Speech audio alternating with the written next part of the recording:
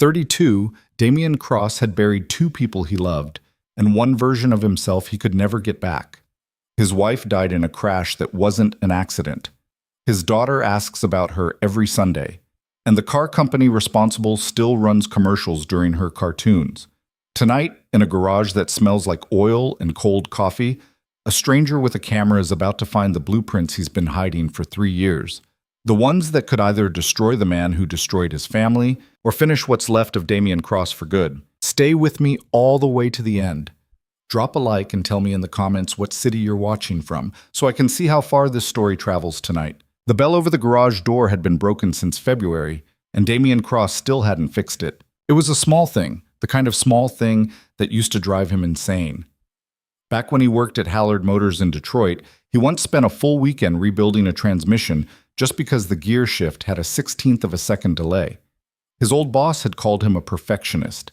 His wife, Mara, had called him something worse: obsessive, stubborn, a man who couldn't let a flaw exist in the same room as him. But that was before. Before the phone call at 3:47 on a Tuesday morning. Before the highway patrol officer who couldn't look him in the eye.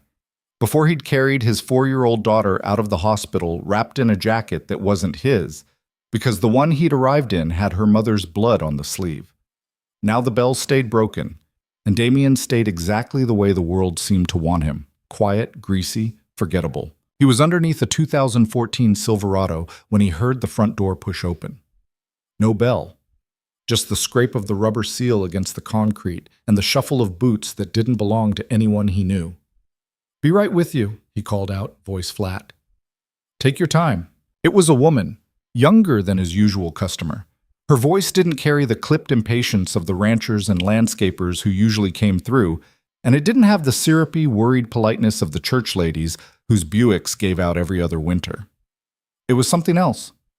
Careful. Curious. Like someone who'd come to a place they weren't sure they were allowed to be in. Damian rolled out from under the truck. His back cracked. The fluorescent light overhead was flickering again, making the concrete floor look like it was breathing.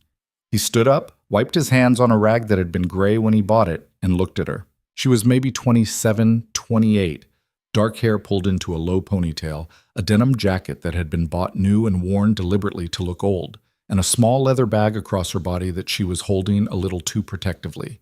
She had a camera in her left hand. Not a phone. An actual camera, the kind with a lens longer than his forearm. "Can I help you?" Damian said. "Are you Damian Cross?" Something in his chest tightened. It had been a long time since anyone had said his full name in his own garage. People in Riverside called him Dame, or just the mechanic on Cooper. His daughter called him Dad. His accountant called him Mr. Cross, but only when she was leaving voicemails about tax extensions. Depends who's asking. Ivy Lane. She held out her hand.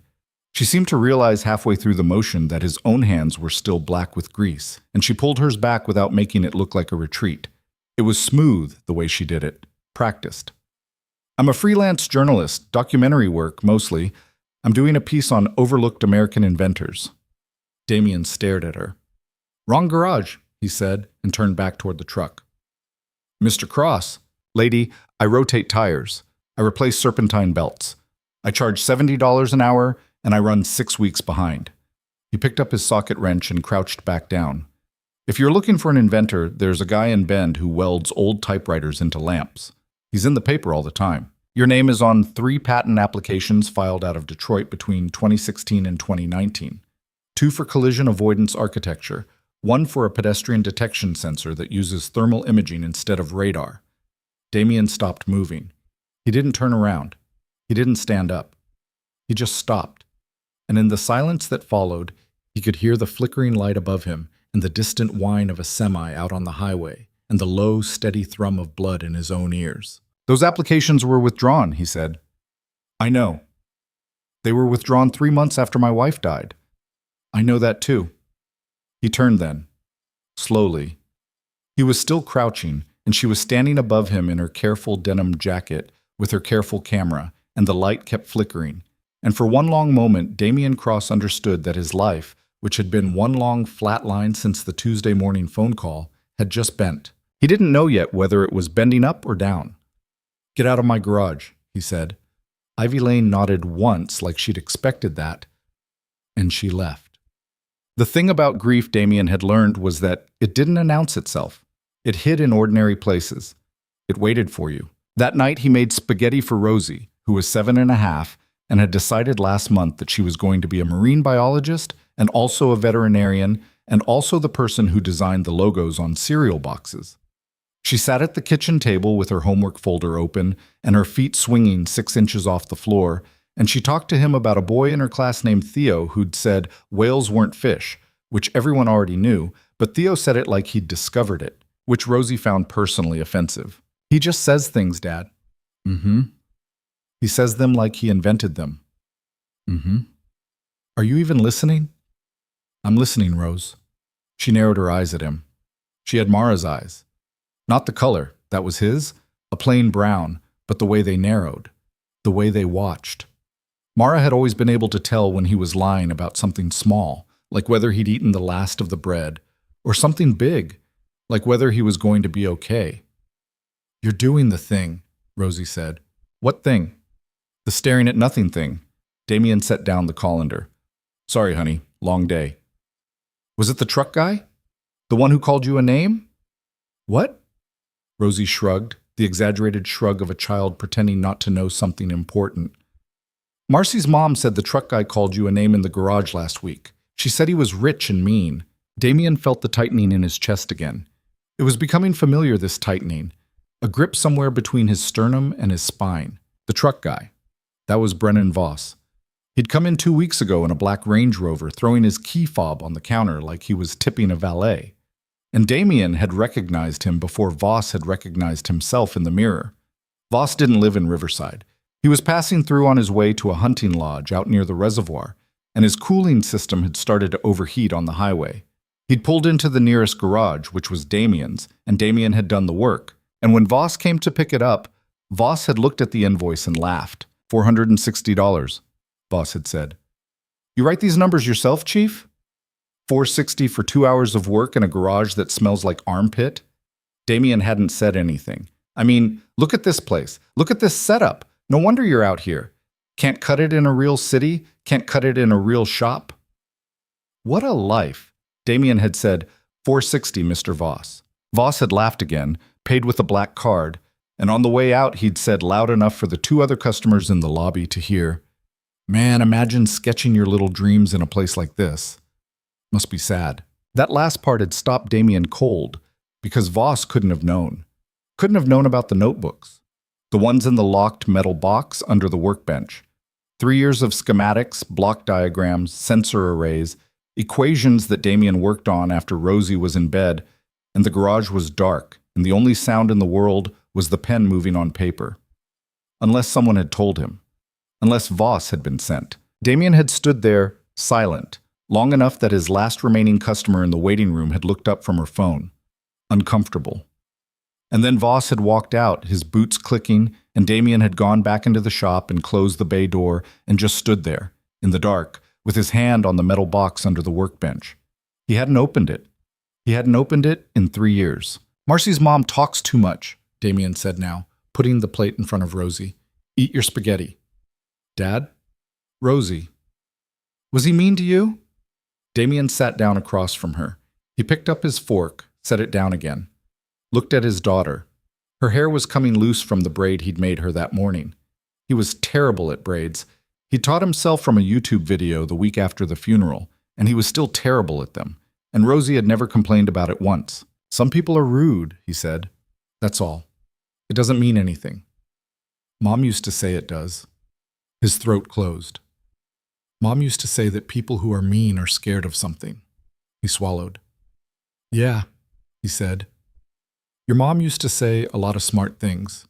Rosie twirled her spaghetti. She didn't look up. I remember. She was 7.5 and she only had about 8 real memories of Mara left. And Damien knew, because he'd asked her once, and she'd listed them for him, and there were 8. He was terrified of the day there would be 7. Eat, he said, softer than he meant to. I am eating. Good. They ate in silence for a while. The kitchen was small and warm, and the refrigerator made a noise like a sick cat, and outside the window the porch light had attracted a constellation of moths. "Dad," Rosie said eventually. "Mm-hmm. Did you invent something?" Damien looked up. "What?" "Marcy's mom said a lady came to the garage today. A lady with a camera. She said she was asking about stuff you made." Rosie's face was perfectly casual, but her feet had stopped swinging. "Did you make something, Dad?" He stared at her. Marcy's mom, he thought. Marcy's mom, who worked the register at the feed store, which was 2 doors down from the garage, and who had watched Ivy Lane walk out of his shop that afternoon and must have run straight to her phone. Riverside, Oregon, had a population of 4,811. In a town that size, a woman with a camera asking about a mechanic was not a private event. "A long time ago, honey." "What was it?" Damien hesitated. "A kind of sensor for cars to help them see better, so they don't crash." He didn't answer right away. He couldn't.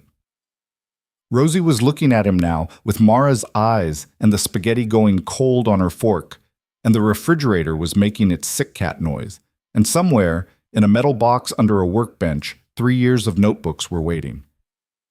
"Yeah," he said finally. "So they don't crash."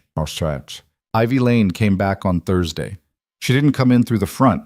She came in through the side bay where Damien kept the door rolled up when the weather was decent, and she leaned against the frame with her camera off her shoulder and her hands in her pockets, and she waited. Damien was elbow deep in the engine of an old Subaru when he saw her. He didn't say anything at first. He kept working. She kept leaning. It went on for maybe 3 full minutes, and the whole time neither of them spoke. Finally, without looking up, Damien said, "I told you." "You did. So why are you here?" "Because you were lying." He wiped his hands and looked at her. She wasn't smiling. She wasn't doing the thing journalists did, that bright, practiced warmth designed to open people up. She was just standing there, and she looked tired, actually. There were circles under her eyes. Her denim jacket had a coffee stain on the left cuff. "You don't know me," he said. "No." "Then how do you know I was lying?" Ivy shrugged. "You said wrong garage. But you didn't ask which patents. You didn't ask what article. You didn't ask how I found you. You just told me to leave. That's not a man who has nothing to hide. That's a man who spent a long time hoping nobody would ever walk through his door and say his full name." Damien stared at her. He thought, "She's good. She's actually good." And then, very quietly, a second thought. One he hadn't allowed himself in a long time. "And she's right." "What do you want, Miss Lane?" "Ivy, what do you want?" She pushed off the doorframe. "Half an hour, that's it. I'm not going to record anything. I'm not going to take pictures. I'm not going to write anything down. I just want to sit with you, somewhere that isn't your workplace, and ask you about what you used to do. If you tell me to leave at the end of 30 minutes, I'll leave. I'll drive out of Riverside and I won't come back. And if I tell you to leave at minute 1, then I'll leave at minute 1. Damien laughed. It wasn't a real laugh. It was the sound a man makes when he's surprised by how tired he is. "There's a diner on Cooper," he said, "across from the hardware store. Opens at 6. I take Rosie to school at 7:45. You want half an hour? Be there at 6:30. "Rosie's your daughter?" "Yeah." "How old?" "Not part of the 30 minutes. Ivy nodded. 6:30. I'll be there." She left the same way she'd come in. Damien watched her go, and then he stood for a long time with his hands on the fender of the Subaru, breathing, and he didn't know what he was feeling, but he knew it was something, and that was more than he'd felt in a while.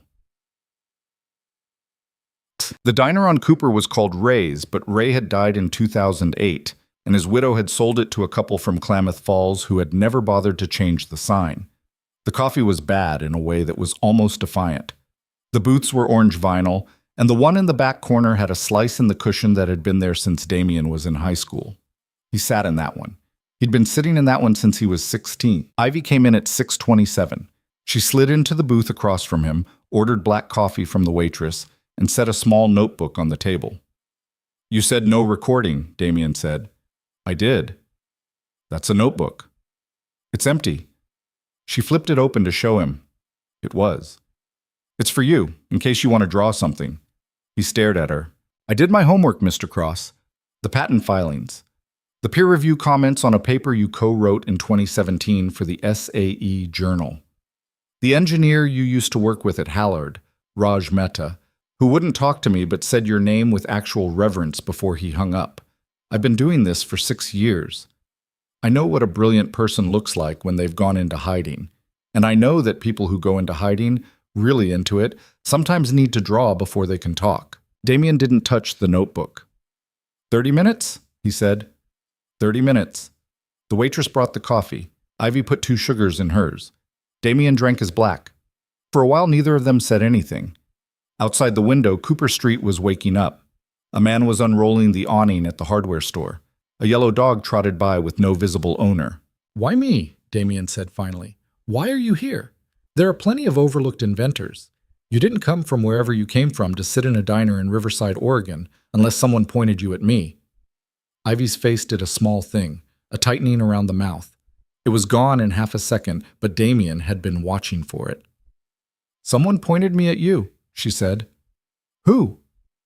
"I can't say." "Why?" "Because if I tell you, you'll walk out, and I'll have wasted a 6-hour drive." Damien leaned back. "Then you've wasted a 6-hour drive."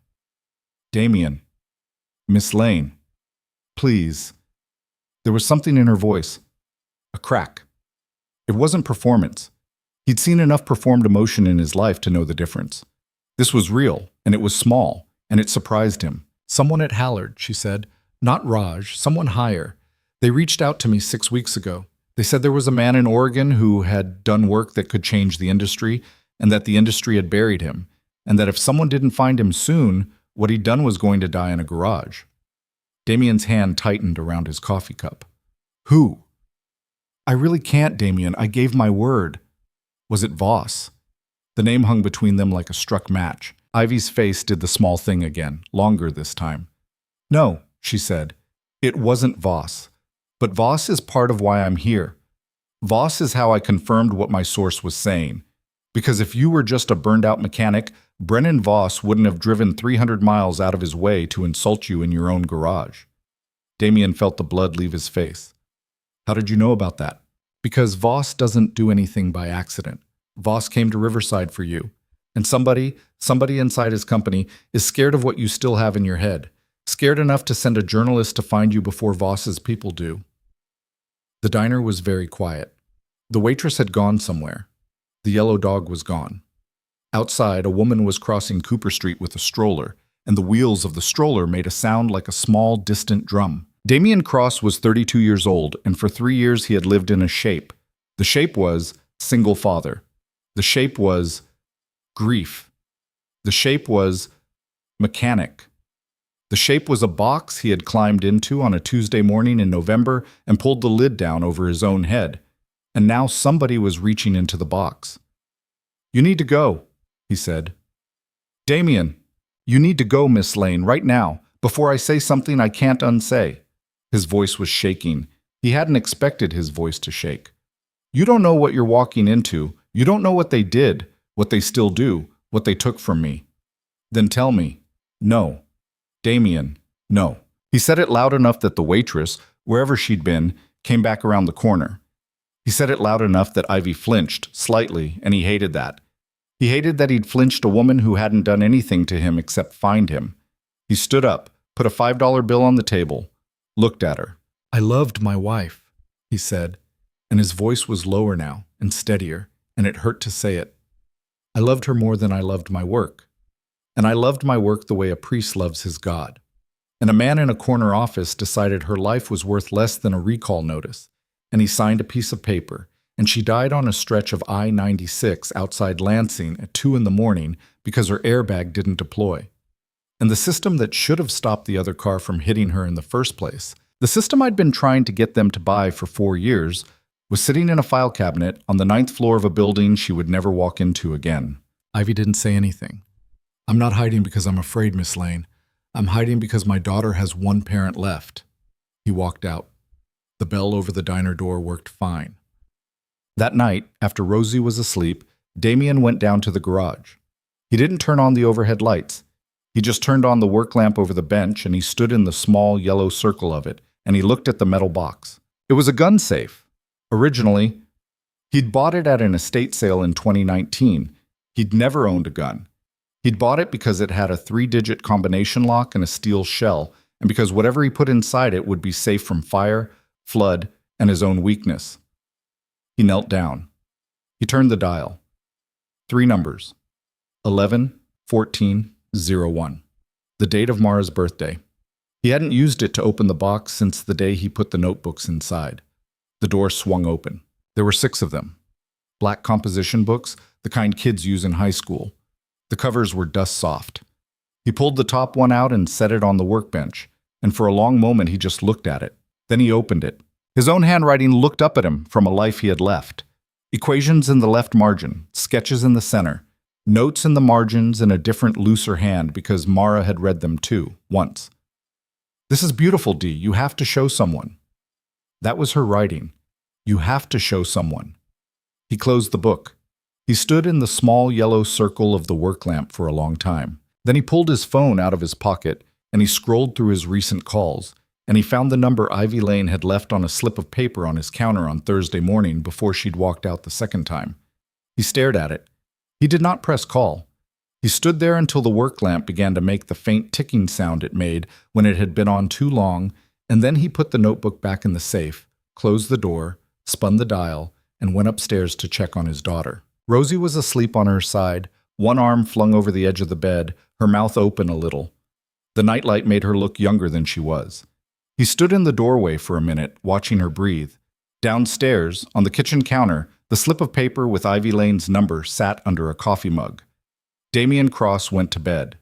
He didn't sleep. Somewhere in the dark, the decision was already being made.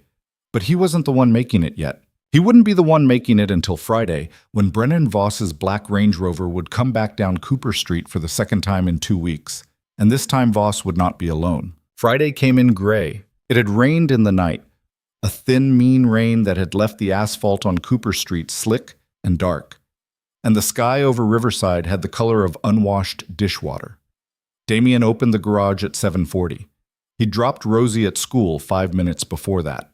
She'd been quiet in the truck, swinging her lunchbox in a slow arc between her knees, and when he'd pulled up to the curb, she'd looked at him the way Mara used to look at him when she was about to ask something she already knew the answer to. "Dad." "Yeah, Rose." "Is the camera lady coming back?" Damian had gripped the steering wheel a little tighter than he meant to. "I don't know, honey." "Do you want her to?" He hadn't answered.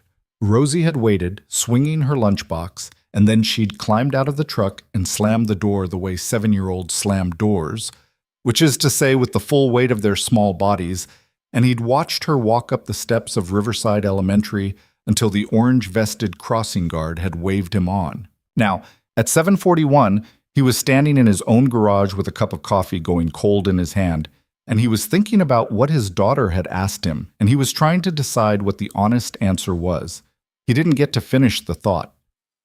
The front door scraped open, and a customer came in, and the day began the way days always began, and for a few hours, Damian Cross did what he had trained himself to do, which was to put his hands on engines and not think about anything else. By noon, he'd done a brake job, diagnosed a failing alternator on a school bus driver's Corolla, and told a teenager that no, the noise in his Civic was not a haunted transmission, it was a wheel bearing, and yes, he could fix it, but the kid was going to have to bring the car back next Tuesday because Damian was already 6 weeks behind.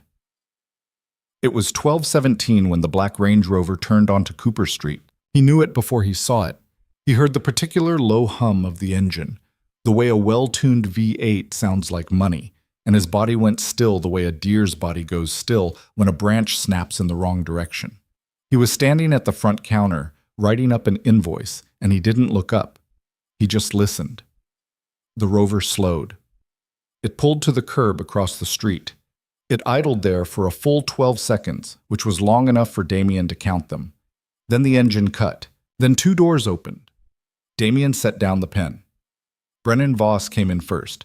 He was exactly the way Damian remembered him.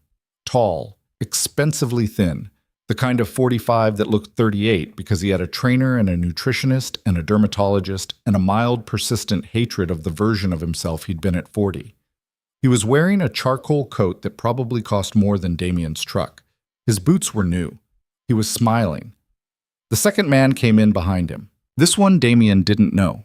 He was shorter than Voss, heavier, with a square, unexpressive face and small pale eyes that moved across the garage the way a security camera moves, not looking at anything in particular, cataloging. He was wearing a black fleece and jeans and work boots, and his hands hung at his sides in a way that was not casual. Damien had grown up around men who carried themselves like that. His uncle, who'd done 2 tours in Fallujah, had stood like that in supermarkets until the day he died. "Damien," Voss spread his hands. "Good to see you, Chief." Damien said nothing. "You remember me." "I remember you. Thought you might. Listen, I was in the area again. Lodge up at the reservoir. You know how it is." Voss leaned on the counter, casually, as if this were all going to be fine. "I wanted to come by. Couple of things I wanted to talk about. You got a minute?" "I'm working." "5 minutes?" "I'm working, Mr. Voss." The second man, the one with the small pale eyes, had walked to the side of the lobby and was looking at the bulletin board. He was looking at Rosie's drawings. Damien had taped 3 of them up there 2 years ago and never taken them down. The one on the left was a stick figure family, back from when there were still 3 of them. The second man stared at it for a long moment and then slowly turned his head and looked at Damien. Something in Damien's chest went cold. "5 minutes, Voss said again. "Out back," Damien said. "Not in here." "Sure. Out back is fine." Damien walked around the counter. He didn't look at the second man. He didn't have to. The second man was going to follow them, and that was the point. He led Voss out through the side bay into the small alley behind the garage, where he kept the dumpster and an ancient Ford F-150 he'd been meaning to part out for a year. The rain had left puddles. The sky was still the color of dishwater. Damien stopped next to the dumpster and turned around. "Talk. Charming spot."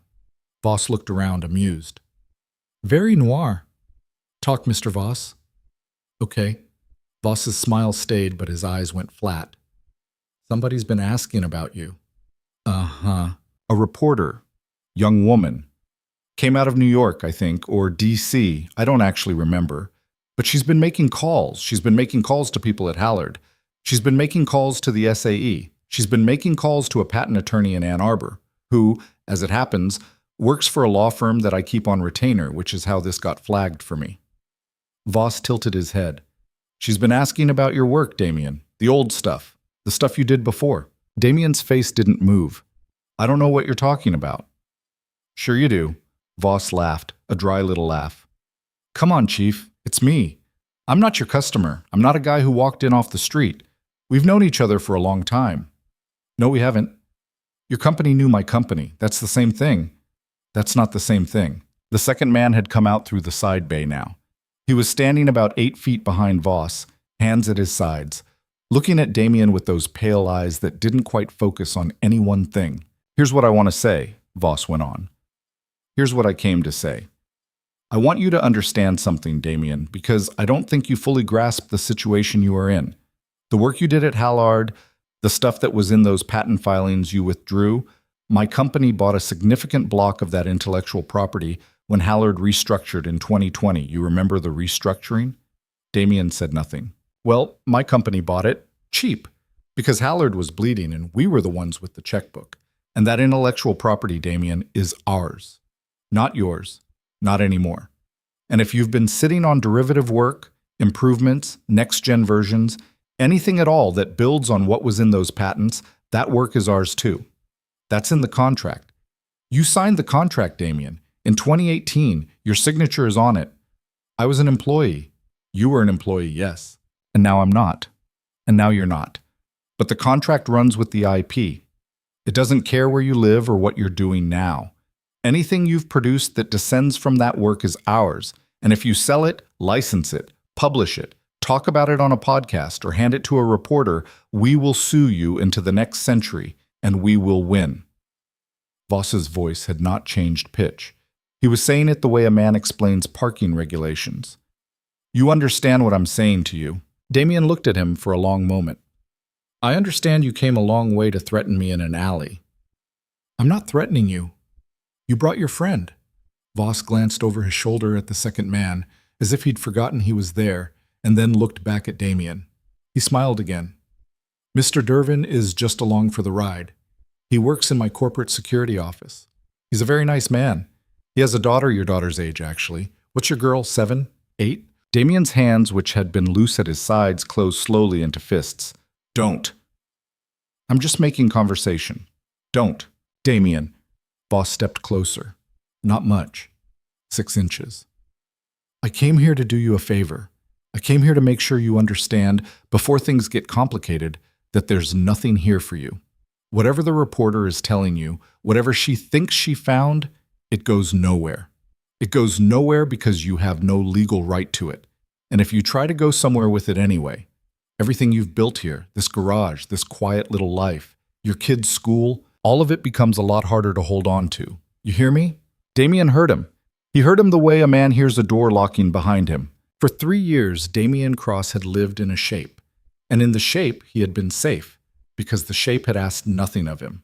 The shape had said, keep your head down, change oil, make your kids lunch, don't open the metal box. And now a man in a $5,000 coat was standing in his alley telling him that the shape had a ceiling and a floor and 4 walls and bars on the windows, and that he had been living in a cage the whole time without noticing. He looked past Voss at Mr. Dervin. Mr. Dervin looked back at him. Get off my property, Damien said. Damien, get off my property. Voss studied him. The smile thinned a little. He gave a small nod, more to himself than to anyone else, and he straightened the cuff of his coat. All right, Chief. All right. I came. I said what I came to say. You think about it. You think about your kid. You think about what a lawsuit from a company with our resources looks like when it lands on a guy with your resources. And you make the smart decision, because you're a smart man, Damien. Everyone always said so. He turned and walked back through the side bay. Mr. Dervin didn't move for a second. He held Damien's eyes, and there was no expression on his face at all. And then he turned too and followed Voss out. Damien heard the Range Rover start. He heard it pull away. He stood in the alley next to the dumpster for a long time, and the rain started up again, a thin spit of it, and it ran down the back of his neck, and he did not move. Then he went inside, locked the front door, flipped the sign to closed, and went downstairs to the cellar where he kept the old landline because he did not trust his cell phone anymore, and he dialed the number Ivy Lane had left on the slip of paper. She picked up on the second ring. Damien. They came. There was a pause, then low and careful. Where are you? The shop. Is your daughter with you? She's at school. Pick her up now. Don't go home. There's a county library on Route 19, about 15 minutes out of town. Meet me in the parking lot, in the back, by the dumpsters. 1 hour. Ivy. 1 hour, Damien. Please. She hung up. Damien stood in the cellar with the receiver still in his hand, and he realized his heart was pounding. And he realized it had been pounding since Voss had walked through the door. And he hadn't noticed until now. He put the phone down. He went upstairs, got his keys, locked the garage, and drove to Riverside Elementary. The secretary in the front office, a woman named Denise who'd known Damien since they were both 15, looked up from her computer when he walked in, and her face went from cheerful to concerned in the space of half a breath. Dame, you okay? I need to pull Rosie out early. Everything all right? Family thing. I'll have her back Monday. Denise studied him for a second longer than she needed to. Then she picked up the phone and called Rosie's classroom.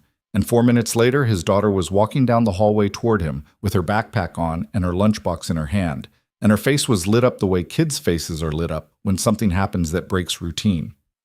Dad? Hey, kiddo, got a change of plans. Are we in trouble? No, why would we be in trouble? You have the face. He didn't ask her what face.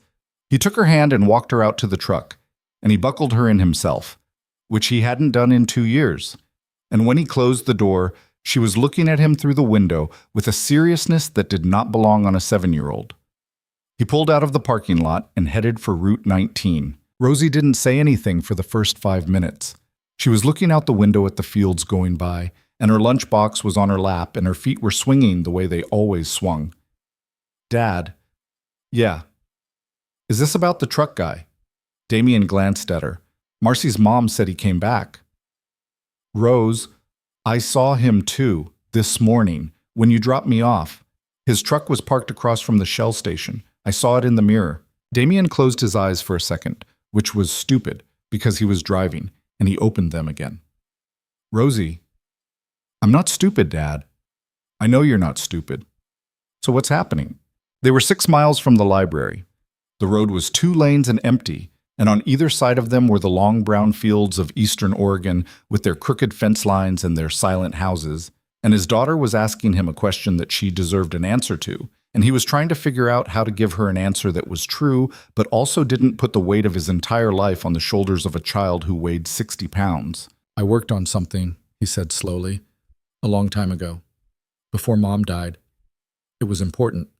It was going to help a lot of people. And some people didn't want it to help those people because it would have cost them money, so they made sure it didn't happen. Rosie was watching him. And now somebody found out that I used to work on it, and they're worried I might try to finish it. Are you going to finish it? I don't know, Rose. Because of the truck guy? Partly. Dad. Yeah, kiddo. Is this the thing Mom wanted you to do? Damien's hands tightened on the steering wheel. The truck drifted a little, and he corrected it, and he thought about the 6 black composition books in the safe, and the looser handwriting in the margins, and you have to show someone, written in his dead wife's hand 3 weeks before she got in the car for the last time. Yeah, he said. His voice came out rough. Yeah, it's the thing Mom wanted me to do. Rosie nodded slowly. She looked back out the window. Then do it, she said. It was such a simple thing. It was a child's sentence. It had no understanding behind it of lawsuits or corporate lawyers or men with pale eyes standing in alleys behind garages. It was a sentence from a world that only had 2 moves, do it or don't. And Damien had been living so long in the world of reasons not to, that his daughter's sentence hit him like a hand on his chest. He didn't answer her. He couldn't. He just drove. The library parking lot was almost empty. Ivy was already there, in a blue hatchback that looked like it had seen a lot of highway, and she was standing next to the driver's door with her camera bag over her shoulder and a paper coffee cup in her hand. When she saw the truck pull in, she straightened up, and when she saw Rosie in the passenger seat, her face did something Damien hadn't expected. It softened, and then it tightened, and then it went carefully neutral, all in about a second. And then she waved. Damien parked next to her. He got out. He walked around to Rosie's side and helped her down, and Rosie stood next to him with her lunchbox in her hand and stared up at Ivy Lane with the unselfconscious honesty of children. You're the camera lady. I am. I'm Rosie. I'm Ivy. It's nice to meet you, Rosie. Rosie considered her. Do you make movies? Sometimes. Not the kind with superheroes. Oh. Rosie looked disappointed, briefly, and then rallied. That's okay. My dad doesn't let me watch superhero movies anyway. Rose, Damien said. What? You don't. Ivy's mouth twitched. She looked at Damien over Rosie's head, and something passed between them that wasn't quite a smile but was in the same family as one. Rose, Damien said, I need to talk to Miss Ivy for a minute. Can you sit in the truck and eat your sandwich? Can I sit on the hood? It's wet. It'll dry. Rosie. Fine. She climbed back into the passenger seat and pulled her lunchbox onto her lap with the theatrical resignation of someone being sent to prison, and Damien closed the door and turned to Ivy. They walked a few steps away toward the back edge of the parking lot, where the dumpsters sat behind a crooked wooden fence. The rain had stopped. The air smelled like wet asphalt and diesel. Tell me, Ivy said. He told her. He told her about Voss. He told her about Mr. Dervin looking at the drawings on the bulletin board. He told her about the contract, about the restructuring, about the threat, and Ivy listened without interrupting, and when he was done, she stood there with her coffee cup and stared at the ground for a long time. Okay, she said finally. Okay? I'm thinking. Think out loud. She looked up at him. The contract is real, she said. I already knew about it. My source told me about it 6 weeks ago. It was one of the first things she flagged. It's why she was so careful about reaching out. But here's the thing, Damien. The contract covers derivative work from the patents you filed at Hallard. It doesn't cover work that was done before you joined Hallard. And it doesn't cover work that was done after you left. I left 3 years ago. I know. And everything in the safe was done in the last 3 years. Ivy went very still. The what? Damien realized what he'd said. He looked away, at the fence, at a pigeon that was walking along the top of it. He took a long breath. "I have a safe," he said. "In the garage. I put them in there after the funeral. I haven't opened it in 3 years. I opened it last night." Damien, 6 books, composition books. They go from 2020 to now. His voice was very flat. He didn't know how else to say it. It's not derivative work. It's not improvements on the old patents. It's the whole thing, rebuilt from scratch. The sensor array, the decision architecture, the fail-safe logic, everything. And it's better than what I was working on at Hallard. It's 3 generations better, because I had 3 years to do nothing but think about it. Ivy stared at him. "Damien, those books are yours, legally yours, free and clear. If you did that work in your garage on your own time, with your own materials, and you can prove it, Voss can't touch them. He can still sue. He can sue anyone for anything, but he can't win. Not on those. Not if you've kept the notebooks." "I kept the notebooks." "Dated?" "Dated." "Entries?" "Entries." "Witnesses? Anyone you talked to about the work while you were doing it?" "Raj Mehta." "The Raj Mehta? He came out last spring. He stayed 2 days. I showed him the first 3 books. He said..." Damien had to stop for a second. "He said I was going to get people killed if I didn't publish." Ivy's eyes were very bright. "You have a witness, a respected industry engineer who saw the work in progress and can testify to its provenance. You have dated notebooks. You have 3 years of physical documentation that predates any claim Voss could make. Damien." "It doesn't matter." "How does it not matter?" "Because they don't have to win the lawsuit, Ivy. They just have to file it." He turned and faced her. "Voss's company has a legal budget that is bigger than the entire economy of this county. They can tie me up in court for 10 years. They don't need to beat me. They just need to make me unable to afford groceries. And while they're doing that, they'll be finding other ways. They'll pull my business license. They'll audit my taxes. They'll call Child Protective Services and say Rosie isn't safe." He gestured back at the truck, where Rosie was eating her sandwich, watching them through the windshield with open interest. "That's who these people are, Ivy. That's what they do. And you want me to stand in front of that with a 7-year-old behind me?" Ivy didn't answer right away. She looked at the truck.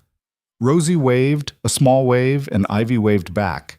And then she looked at Damien again, and her face had changed. "Can I ask you something?" "Go ahead." "The work in those notebooks, the 3 generations better work. What does it do?" He was quiet. "Damien, it would have saved her." Ivy didn't speak. "The system I was working on at Hallard, the one in the withdrawn patents, it could detect an oncoming collision with about 70% reliability in low light. Mara was hit at 2 in the morning. The system, if it had been in her car, might have slowed her enough. Might. 70%. Damien's voice was steady, which surprised him. "The work in the notebooks is at 94. 94% reliability in low light, in rain, in fog. I ran the simulations 460 times. 94. And I keep doing it. And every time it hits 94, I close the book and I put it back in the safe. And I go upstairs and I kiss my daughter on the forehead while she's sleeping. Because 94% is a number, Ivy, and a number is not a life. My wife is not coming back because of a number." Ivy's eyes were wet. "Damien, don't. How many cars are on the road in this country? Don't do that." "How many, Damien?" He looked at her. 280 million, he said. "And Voss's company. How many of those vehicles are theirs?" "About 31 million. "How many fatal nighttime collisions a year?" Ivy, stop. "How many?"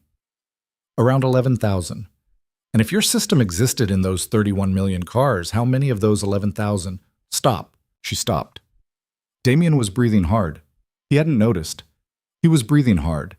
And he was staring at the fence, and the pigeon was still walking along the top of it. And somewhere in his chest, the tightening that had become his body's default state was now so tight he thought something in him was going to snap. "I know the math," he said quietly. "I do the math every night. I do the math when I can't sleep. I do the math when Rosie asks me why I'm staring at nothing. I have done the math, Ivy, and I still cannot be the one who walks into that room." "Why?"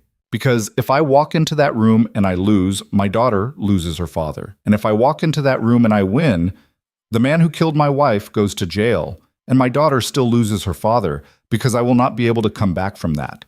I will not be able to be the man who plats her hair and burns her toast and tells her whales aren't fish.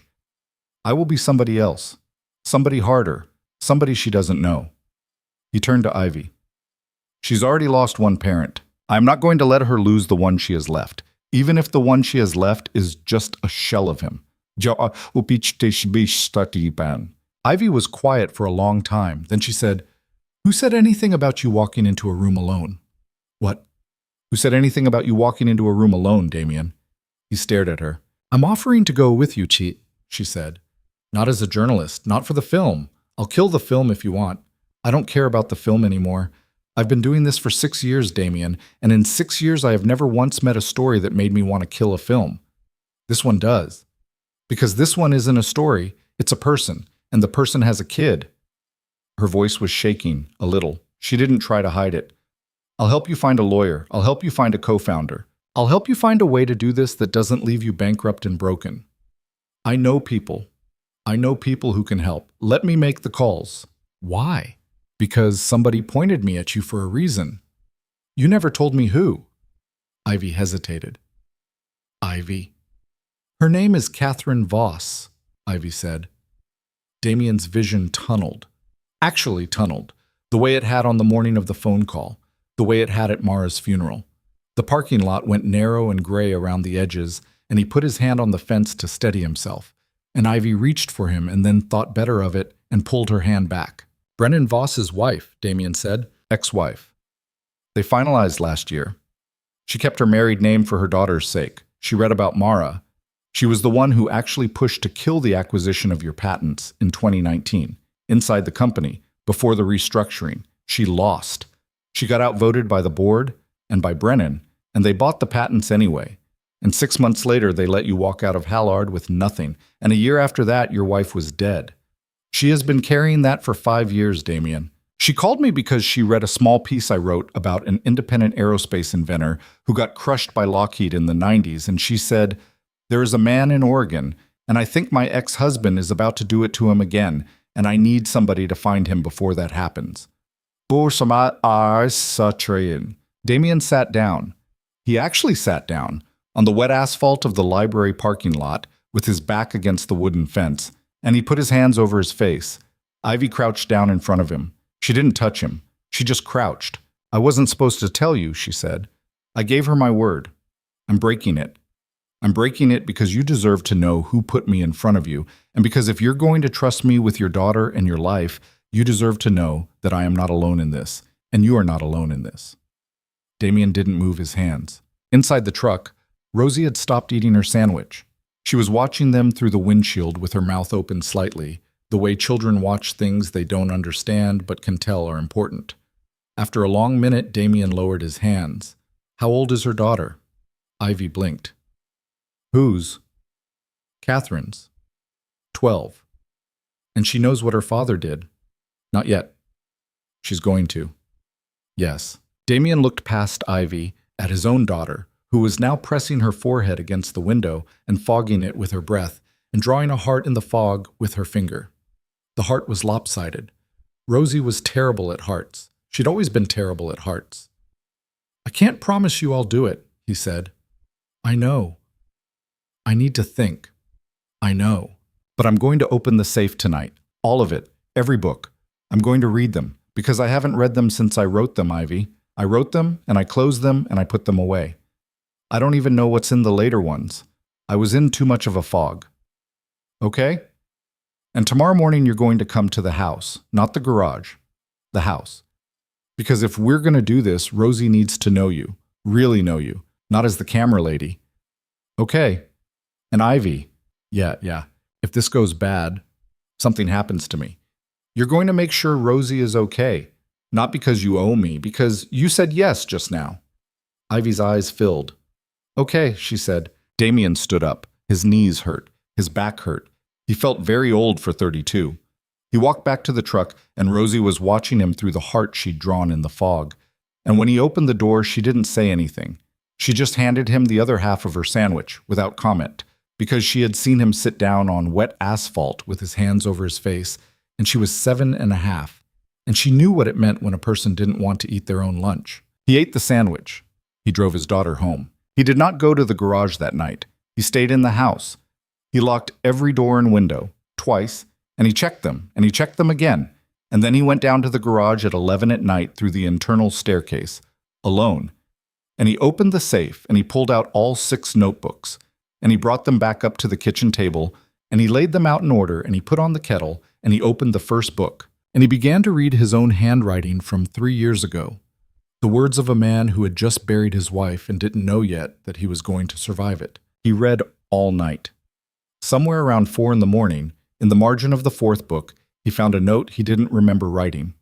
It was in his handwriting, but he didn't remember writing it. It was from the week after Rosie started kindergarten, which had been a terrible week, a week he had mostly blacked out. The note said, "If I don't finish this, someone else's wife dies. If I do finish it, I have to become someone. I don't know which one hurts more." Damien stared at the note for a long time. Then he took a pen out of his shirt pocket, and underneath it, in a different colored ink, because it was 3 years later and the other pen was long gone, he wrote, "Finish it." He closed the notebook. Outside, the sky was beginning to turn the color of ash, which meant dawn, which meant Ivy would be at his door in 3 hours, which meant he had 3 hours to sleep or 3 hours to lose. He chose to lose them. He sat at the kitchen table with the notebooks stacked in front of him and the kettle cold and his hands flat on the wood, and he waited for the sun to come up over Riverside. The sun came up at 6:42, and Ivy Lane was at his door at 7:03. She was carrying a grocery bag. Damien opened the door and looked at her, and looked at the bag, and Ivy shrugged a little, almost sheepishly, which was an expression he hadn't seen on her before. "I didn't know if you'd eat," she said. "I brought eggs, and those biscuits from the gas station on the highway, the frozen ones." "You drove to the gas station." "I drove to the gas station. At 6 in the morning. I wasn't sleeping either." He stepped aside, and she came in. The house was small, a 2-bedroom on the edge of town, and it had the kind of lived-in shabbiness that wasn't poverty exactly. It was just a man and a child making do. There was a mug in the sink, a pair of Rosie's socks on the arm of the couch, a drawing taped to the refrigerator of what was either a horse or a very tall dog. Ivy took all of it in without seeming to, which was a skill, Damien thought. She set the grocery bag on the counter and started pulling things out, and she worked quietly, the way a person works who has spent a lot of time in other people's kitchens. "Rosie's asleep," Damien said. "Let her sleep. She usually gets up at 7. "Let her sleep anyway. It's Saturday." He sat down at the kitchen table. The notebooks were still there, stacked the way he'd left them, and Ivy looked at them once and then didn't look at them again. She opened the carton of eggs and cracked 4 into a bowl, and she found a whisk in the second drawer she tried. "You cook," he said. "I'm the oldest of 4. I had to." "Where?" "Outside Pittsburgh, a town you've never heard of." "Try me." "Aliquippa." "I've never heard of it." "Told you." She scrambled the eggs. She did it the right way, low heat, slow stir, no milk.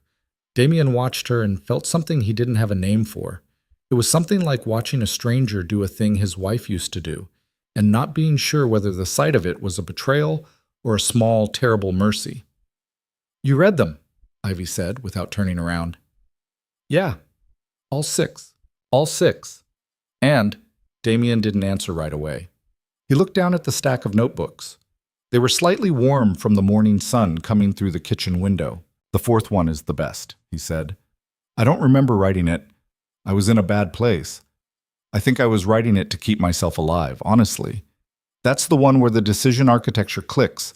That's the one that takes it from 70% to 86. The 5th and 6th are refinements. They're the 94. Can I see them?" He hesitated. "You don't have to show me all of them. Show me the 4th. He slid the 4th notebook across the table. Ivy turned off the stove and came over, wiping her hands on a dish towel, and she sat down across from him, and she opened the book with the care of someone handling a relic. She read for a long time. Damien poured himself coffee, poured her coffee, sat down again, drank. The house made the small noises houses make in the morning, the refrigerator cycling, the pipes settling, a bird outside the window. Ivy turned pages slowly, sometimes stopping to stare at a single diagram for a full minute, sometimes running a finger under a line of his writing and mouthing the words to herself. She wasn't pretending, she was reading. After about 20 minutes, she closed the book. Her eyes were wet again. Damien, I know. This isn't 3 generations better. This is somebody else's math. This is somebody who got 8 hours of sleep for 10 years and had a lab full of grad students. And you did this by yourself at a kitchen table. Garage bench. Damien, don't. I'm not doing anything. This is real. This is real, and it's good, and it's yours. And Voss knows it's yours, which is why he drove 300 miles to stand in an alley behind your garage and threaten a 7-year-old. The door to the hallway creaked. Damien looked up. Rosie was standing there in her pajamas, the blue ones with the penguins on them, her hair a wild nest on one side from sleeping on it, her bare feet on the cold floor. She was holding a stuffed rabbit by one ear, which was how she always held him, because she had been 7 years old for a while now, and she thought she was too old for the rabbit, but she wasn't yet. Miss Ivy's here. She brought breakfast, Damien said. Rosie considered Ivy for a long, appraising moment. Ivy smiled, not a big smile, a small one, the kind of smile you give a cat you're trying not to scare. Hi, Rosie. Did you bring syrup? I brought biscuits, the frozen ones from the gas station, and eggs. Oh. Rosie took this in. Damien watched her face, which was doing the thing Mara's face used to do, which was running calculations behind a carefully neutral front. The gas station has good biscuits. That's what I heard. Okay. Rosie patted across the kitchen floor and climbed into her chair. She set the rabbit on the table with great ceremony. You can stay. Thank you. But don't take Dad's chair. That's Dad's chair. I wouldn't dream of it. They ate. Rosie had 2 biscuits and a small pile of eggs, and she told Ivy about Theo and the whales, and she told Ivy about Marcy, who was her best friend at school, and who had a hamster named Denny, and she told Ivy about the time she had tried to make pancakes by herself and had set off the smoke alarm. Damien watched his daughter talk to a woman he had known for exactly 6 days, and he watched Ivy listen the way Ivy listened, which was fully, not half listening the way adults listen to children, and he felt again that nameless thing in his chest, and he let himself feel it for about 4 seconds before he shut it down. After breakfast, Rosie went to get dressed. Ivy cleared the dishes, even though Damien told her not to, and when the sound of water running in the sink filled the kitchen, she said, without turning around, I have to tell you something. Okay. Catherine called me an hour ago. That's why I didn't sleep. Damien stilled. Brennan filed something yesterday afternoon, not a lawsuit, a notice. It's called a cease and desist, but it's broader than that. It's a document designed to flag the intellectual property as contested. And it was filed with 3 different federal offices simultaneously, which means every patent examiner, every investor database, every industry watchdog that touches mobility and safety tech is going to see your name next to the word dispute within about 72 hours. It's what they do when they want to poison the well before a person can even get a drink. How did she know? She still has friends inside. Not many. A few. One of them saw the filing and called her. She called me. I called nobody because I wanted to tell you in person. Damien pushed his coffee cup in a slow half circle on the table. So that's the move. That's the move. It's a reputation move.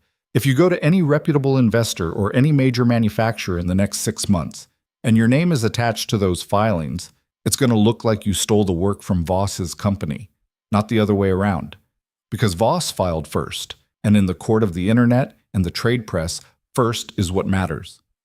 Clever. Very. Damien was quiet for a while. Then he said, Catherine knows I have 3 years of dated notebooks. She does now. And Ivy turned off the water. She dried her hands slowly. She said if you're willing, she can get the notebooks in front of a patent attorney she trusts by Monday morning. Not anyone on Brennan's side of the divorce. Someone of her own, someone she's used for other things. This attorney can file a counter notice, and she can file it fast, and she can frame the public narrative before Brennan's does. But Catherine said she won't do any of it unless you ask her to. She said she's already taken too much from you by not stopping her husband in 2019. She's not going to take one more decision away from you. Damien stared at the kitchen table. Her husband killed my wife, he said quietly. Not directly. He signed a piece of paper that led to it. But he signed it, Ivy. I know. And now I'm supposed to accept help from his wife. Ex-wife. And nobody said you had to accept anything. I'm telling you what's on the table. What's her angle? Ivy leaned against the counter. She looked at him for a long moment. She's a woman who spent 20 years inside the machine and watched it do things she couldn't stop. And now she's out. And she has a 12-year-old who's going to grow up and at some point ask her mother what her father's money was built on. And Catherine wants to have an answer for that question that lets her look her daughter in the face. Ivy shrugged. That's her angle. It's not noble. It's not even entirely clean. But it's real. And in my experience, real is better than noble. Real holds up longer. Damien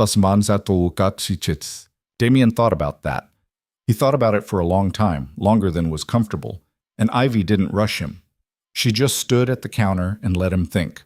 Somewhere in the back of the house, Rosie was singing to herself, the way she did when she was putting on socks, and the song was tuneless and private, and it had no lyrics Damien could make out, and it was one of his favorite sounds in the world.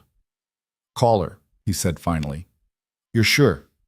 No, but call her. Ivy nodded once, pulled out her phone, and walked out onto the front porch to make the call.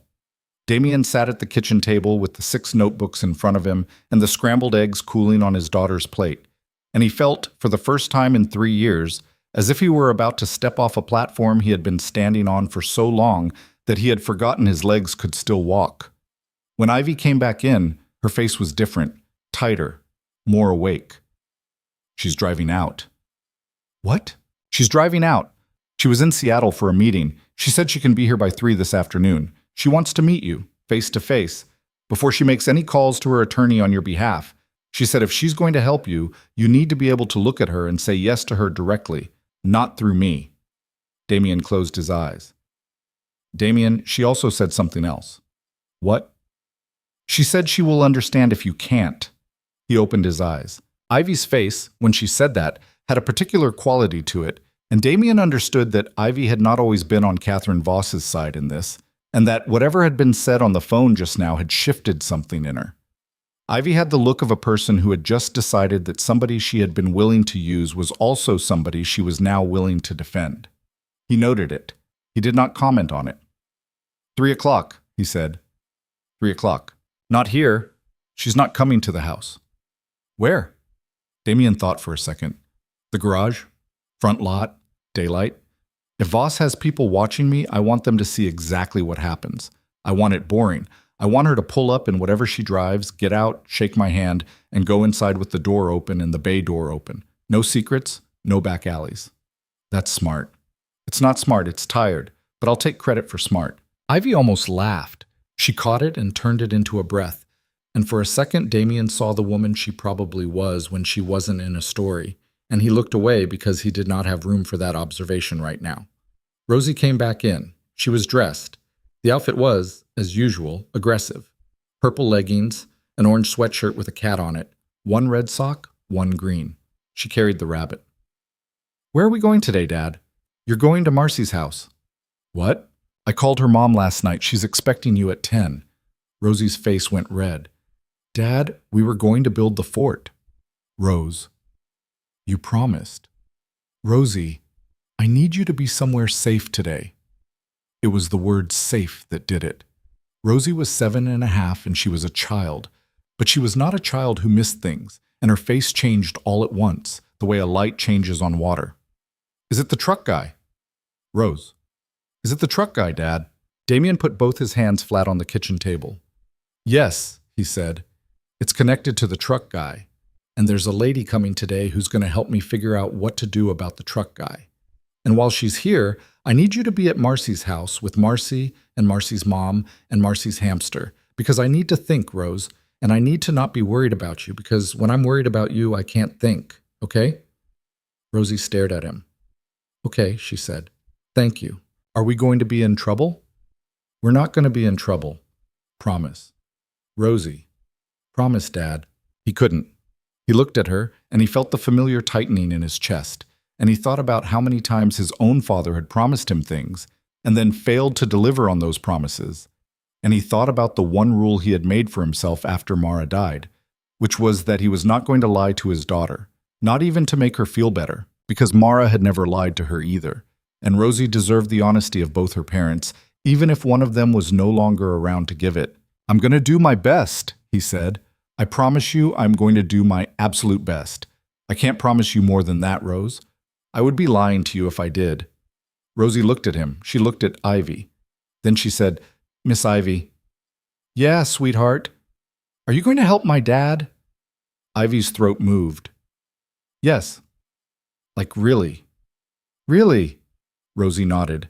She came around the table and she held out the rabbit to Ivy with 2 hands, the way you hand somebody a ceremonial object. "This is Mr. Pickle." "Hi, Mr. Pickle." "He's mine. I don't share him, but I'm lending him to you for today. You can give him back when I get home." Ivy's eyes filled. She did not say anything. She took the rabbit with both hands. "Thank you, Rosie. He doesn't like thunder. I'll remember." "Okay." Rosie wiped her hand on her sweatshirt in a businesslike way. "I'm going to go pack my backpack." She left. Damien looked at Ivy, and Ivy was holding Mr. Pickle like he was made of glass, and there was an expression on her face that Damien did not want to name, because naming it would make it real. And he did not have room for real, not today. "I'll drive her to Marcy's," he said. "Okay." "Be back by 9:30. "Okay." "Eat the rest of the biscuits. There's butter in the door." "Okay, Damien." He left. The drive to Marcy's took 9 minutes, and Rosie spent the first 6 of them in silence, looking out the window, and then she said, without turning her head, "I like her, Dad." "Rose?" "I'm just saying. I know you are. Mom would have liked her too." Damien's hands tightened on the steering wheel, not enough for Rosie to see, but enough. He didn't answer. He couldn't answer.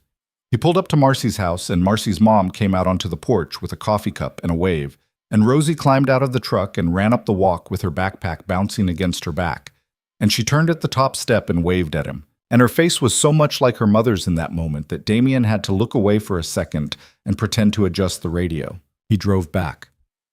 Ivy was on the porch when he pulled up. She had Mr. Pickle tucked under her arm, and she was on the phone, and when she saw the truck she held up one finger and kept talking. Damien parked and waited. He could hear her voice but not her words. She was saying something with the clipped precision of a person being told something complicated and trying to repeat it back to make sure she had it right. She hung up. She came down the porch steps. Her face was set in a way he didn't like. "What?" That was Catherine again. "She can't come." "She's coming. That's not it." Ivy stopped at the driver's side window. "Brennan knows she called me. Don't ask me how. He knows. He called her 10 minutes ago and told her to back off. He said, and this is a direct quote, 'You do not know what you're stepping into, Kate, and you do not get to blow up our daughter's college fund to be a hero for some mechanic in Oregon.'" Damien's jaw tightened. "What did she say?" "She hung up on him. And she called me immediately after and told me she's leaving Seattle right now instead of at noon, and that she's bringing the attorney with her. They're both going to be here by 2:30. She said, and I'm going to quote this one too because I want you to hear it in her words. She said, "Tell Damien I am done letting my ex-husband decide what kind of woman I am. If he wants to fight me, he can fight me. I am not a mechanic in Oregon with a kid. I am a woman with my own money and my own lawyers and 20 years of receipts." Damien stared at her through the truck window. She said that. She said that. On the phone. On the phone. Huh. He got out of the truck. He stood in his own driveway with his hand on the door handle and looked at Ivy Lane, who was holding his daughter's stuffed rabbit under her arm, and telling him that the ex-wife of the man who had bought the patents that had failed to save his wife was driving 300 miles with a lawyer to help him. And he thought, this is not the life I was living last Tuesday. And he thought, I don't know how to do this. And then he thought a third thing, which surprised him. But I don't want to go back. He did not say any of that out loud. "Okay," he said. 2:30. 2:30. Let's go to the garage." They went to the garage. It was strange walking into the shop with her that morning. Damien had always worked alone. He had worked alone on purpose, because working alone meant no one asked him about his wife, and no one noticed when he stopped speaking for 3-hour stretches, and he had gotten very good at it. Working with Ivy, moving around the space, looking at things, occasionally picking something up, and setting it down was like having a second pulse in the building. It changed the air pressure. He didn't hate it. That surprised him. He showed her the metal safe. He showed her where the notebooks lived. He showed her the old Ford F-150 Outback that he had been planning to part out. And he explained, without quite knowing why he was explaining, that he'd been meaning to restore it instead, to redo the whole drivetrain, and that it had been sitting there for 2 years while he told himself he didn't have the time or the money or the reason. "It's a beautiful truck," Ivy said. "It's a disaster." "Yeah, that's what I said." She bumped his shoulder with hers, just lightly, and she walked back inside, and Damien stood by the old Ford for a second and did not know what to do with the feeling in his chest. So he did what he usually did with feelings in his chest, which was to ignore it and get back to work. At 2:17, a silver SUV pulled into the front lot. It was not a Range Rover.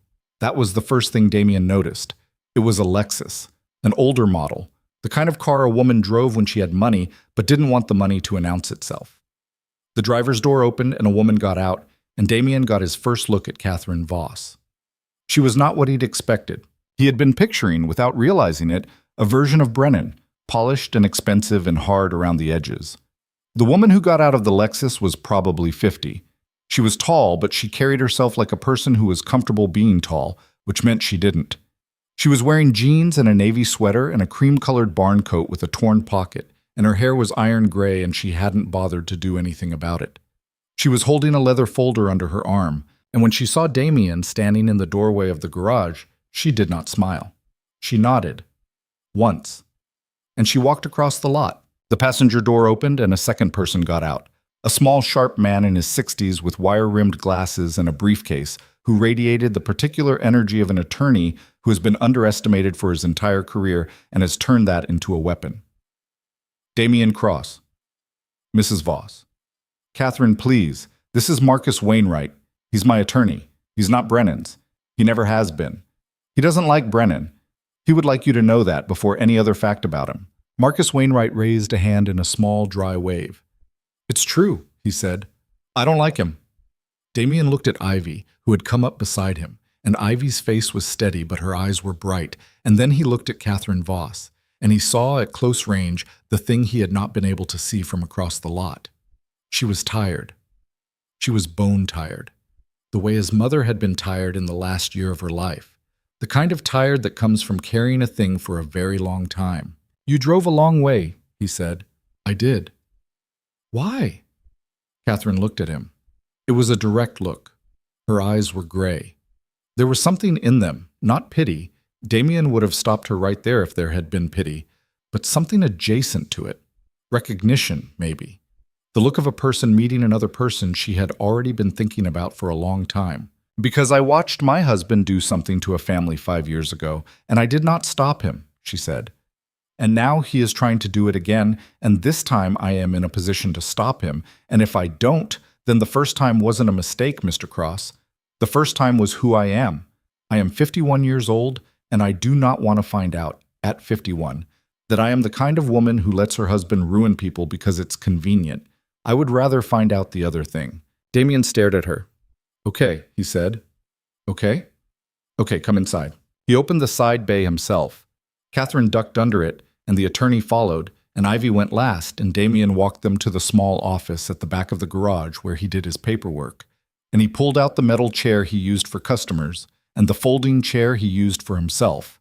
And he went out into the shop and got a third chair from the waiting room, and then he realized he was one chair short, and Ivy said, "I can stand." And he said, "No, you sit, I'll stand." And Catherine said gently, "Mr. Cross, we are all going to sit down. Bring the good chair from out front." He brought the good chair. They sat down. Marcus Wainwright opened his briefcase and pulled out 3 things: a legal pad, a pen, and a thin manila folder. He set them on the desk with the precision of a surgeon laying out instruments. "Mr. Cross, before we begin," he said, "I need you to understand something about the next 30 minutes. I am going to ask you some questions.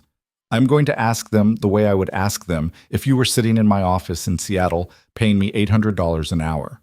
Your answers will tell me whether we have a case, how strong it is, and what we do with it. You may find some of the questions uncomfortable. You may find that I do not appear particularly friendly. This is because I am not particularly friendly. If at any point you want to stop, you say, stop, and we stop. Do you understand? Yes. Do you understand that anything you tell me from this point forward, while I am physically in this room and am not yet your attorney of record, is not yet protected by attorney-client privilege? Yes. Do you understand that what I am about to propose at the end of this conversation is that I become your attorney of record, and that if you accept, the work I do for you will be funded by Mrs. Voss out of a trust that has nothing to do with her ex-husband and nothing to do with the joint assets she is still contesting in the divorce, and that this arrangement has already been reviewed by a separate ethics counsel and has been found to be clean? Yes. Do you have any questions for me before we begin? Yes. Go ahead. If I do this, Damien said slowly, and we win, and Brennan Voss loses his company, or some piece of his company, or his reputation, or all three, what happens to Catherine's daughter? The room was very quiet. Catherine looked at Damien. Her name is Emma, Catherine said. She's 12. She's going to be okay. She's going to lose her father. She's been losing her father since she was 9, Mr. Cross. It's just been quiet. Catherine's voice was steady, but something in it cracked slightly, and she did not try to cover it. Emma has known for 2 years that her father is not a man she can trust. She has not said it in those words, but she has known it. I am not going to let her grow up thinking that the adults around her lied to her to protect her from a man who is going to hurt her anyway. She deserves the truth of her own life. That is what being her mother means to me. Damien looked at her for a long moment. Then he looked at Marcus Wainwright. Ask your questions. They went for 2 hours. Wainwright was thorough in the way a cardiologist is thorough. He asked about the notebooks. He asked about the dates. He asked about Raj Mehta. He asked about every conversation Damien had ever had with anyone at Hallard about his ideas before, during, and after his employment. He asked about the non-compete. He asked about the patent assignments. He asked about emails, texts, voicemails, paper drafts, loose sketches. He asked about a 2018 dinner Damien had with a Hallard VP at a steakhouse in Dearborn, which Damien had forgotten about until Wainwright mentioned it, and which Wainwright knew about because he had been doing his homework for 96 hours straight and had already pulled the VP's expense records through a contact whose existence he did not explain. At some point, Ivy got up and went out to her car and came back with coffees from a thermos she had prepared at 5 that morning. At some point, Catherine Voss took off her barn coat and hung it on the back of her chair and did not put it on again. At 4:51, Wainwright closed the legal pad. Mr. Cross? Yes. You have a case. Damien let out a breath he had been holding without knowing he was holding it. It is not a slam dunk. I want to be clear on that. Brennan Voss's people are not stupid, and the contract they have is real. And the optics of their preemptive filing are going to hurt you in the trade press for at least the next 6 months. But you have a case, and if we move in the next 48 hours, I believe we can neutralize the preemptive filing before it metastasizes. I believe we can establish provenance of the new work to a reasonable evidentiary standard. And I believe, frankly, that if this thing ever actually sees the inside of a courtroom, it will settle before trial, because Voss's company does not want the discovery process, which is a polite way of saying that they have secrets that would not survive depositions. That is my assessment. It is a professional assessment. It is not a promise. Understood. The other thing. Wainwright took off his glasses and cleaned them on his shirt. The attorney position. If you accept Mrs. Voss's funding, I become your attorney, not hers. My loyalty from that moment forward runs to you and to you alone. She has no say in strategy. She has no say in settlement. She does not read my work product. She does not sit in on our calls. If she tries to interfere, I withdraw, and she finds someone else to fund. That is how this works. Do you understand? Yes. Do you accept? Damien looked at Catherine Voss. She looked back at him. She was not trying to convince him. She was just waiting. And Damien understood, in that moment, that whatever Catherine Voss had come here to do, it was not actually about him. And it was not actually about her ex-husband. It was about a 12-year-old girl in a house in Seattle who was going to grow up and ask her mother a question. And Catherine was setting the answer down now, in advance, brick by brick, so that when her daughter came to her someday and said, "Mom, what did you do when it mattered?" Catherine would have an answer that was not a lie. I accept. Damien said. Wainwright nodded. He stood up. He pulled a contract out of the manila folder. He put it on the desk. Sign at the bottom. Initial where the tabs are. Retainer is $1 paid today. All other fees covered by the Catherine Voss Professional Trust. Your signature activates everything. Once you sign, I make 3 phone calls from the parking lot, and by 9 o'clock tomorrow morning, Brennan Voss's cease and desist is answered in every jurisdiction it was filed in, and every investor database that flagged your name yesterday has a counter notice on file by Monday afternoon. Damien picked up the pen. He looked at it for a second. Then he signed. When he set the pen down, Catherine Voss did something he had not expected. She reached across the desk. She did not take his hand.